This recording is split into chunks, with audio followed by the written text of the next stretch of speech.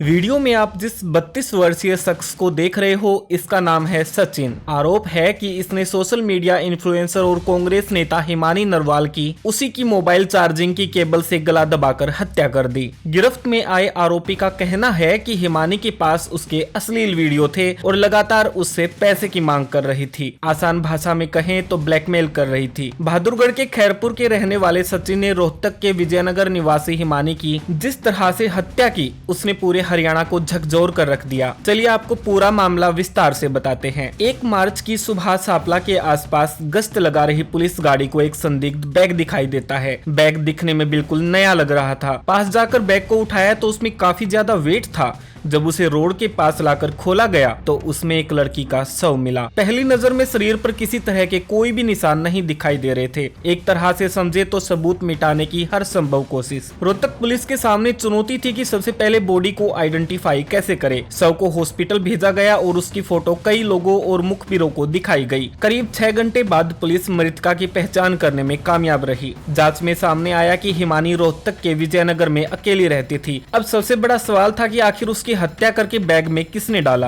रोहतक से सापला के पुलिस ने करीब 120 सीसीटीवी कैमराज खंगाले, जिसमें विजयनगर कॉलोनी में एक शख्स ठीक वैसे ही बैग रात के अंधेरे में ले जाते हुए दिखाई दिया। तब तक पुलिस हिमानी के घर भी पहुंच चुकी थी, जहां उन्होंने उसके बेड से हाथापाई के कुछ निशान जुटाए। वहीं जब हिमानी के फोन की कॉल डिटेल्स निकाली गई तो खैरपुर निवासी सचिन के फोन पर उसकी लास्ट कॉल थी। पुलिस ने सचिन का नंबर ट्रैक करके उसे बहादुरगढ़ से गिरफ्तार किया। उसके बाद उसने जो खुलासे किए उसने सबको हैरान कर दिया। सचिन ने पुलिस रिमांड में जो कहानी बताई वो इस प्रकार है। आज से ठीक करीब 8 महीने पहले उसकी इंस्टाग्राम पर दोस्ती हुई हिमानी नरवाल से। धीरे धीरे दोस्ती प्यार में बदल गई और दोनों का मिलना जुलना शुरू। सचिन जिसकी शादी करीब 7 साल पहले हो चुकी थी, हालांकि उसने लव मैरिज की थी, उसके बावजूद भी उसे हिमानी से प्यार हो गया। जबकि सचिन के 2 बच्चे भी हैं। हिमानी कांग्रेस के कई बड़े नेताओं में भी उठना बैठना रखती थी। सचिन ये बात अच्छे से जानता था। दोनों में कई बार संबंध भी बने, जिसके कुछ वीडियोज हिमानी ने बना लिए थे। सचिन इस बात से खफा था।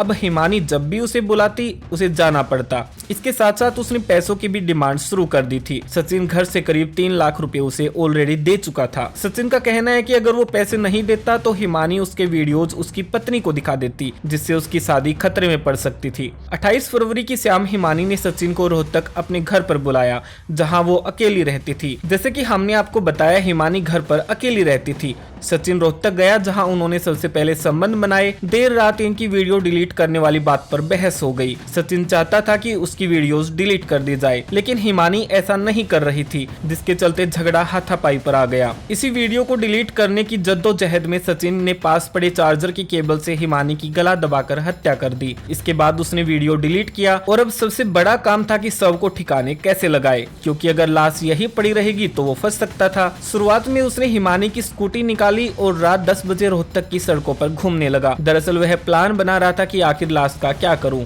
वह वापस हिमानी के घर आया और उसी की अलमारी से एक बैग निकाला। हिमानी को बैग में पैक किया और एक ऑटो की मदद से सापला तक बैग को लाया गया। सापला के पास उसने ऑटो रुकवाई और बैग लेकर उतर गया। ऑटो ड्राइवर इस बात से अनजान था कि उसने जिस शख्स को बैग के साथ उतारा है उस बैग में एक लड़की की लाश है। सचिन बैग को डंप कर घर आकर सो गया। वो भी इस बात से अनजान था कि आज नहीं तो कल वह जरूर पकड़ा जाएगा। फिलहाल सचिन हिरासत में है और उससे लगातार पूछताछ जारी है। वहीं कई न्यूज एजेंसीज इस घटना को रेप और हत्या बता रही हैं, लेकिन दोनों अपनी इच्छा से मिलते थे और हिमानी अक्सर उसे बुलाती थी। तो हम यहाँ रेप शब्द का यूज नहीं कर रहे। यहाँ बीजेपी ने आरोप लगाए हैं कि सचिन कांग्रेस पार्टी में ही काम करता है, जबकि रोहतक पुलिस के बड़े अधिकारी रेंज देवेंद्र का कहना है कि सचिन झज्जर में एक मोबाइल शॉप चलाता है। दोस्तों, क्या ये केस रेप और हत्या में आता है और सचिन और हिमानी पर आपकी क्या राय है? हमें कमेंट करके जरूर बताइएगा, ताकि बाकी के दर्शक आपके कमेंट को रीड करें।